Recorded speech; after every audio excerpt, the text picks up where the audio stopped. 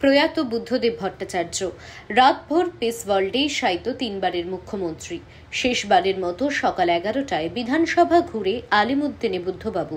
কাল চক্ষুদানের পর আজ এনআরএসে হবে দেহদান।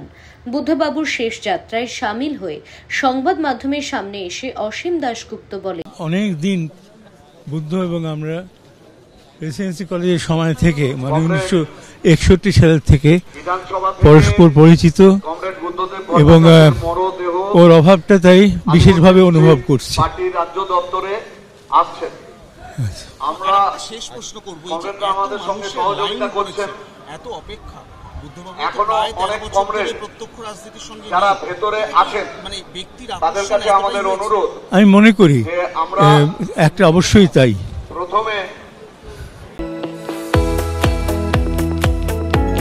আপনারা দেখছেন ইউএন লাইভ, বাংলা খবরের শেষ কথা।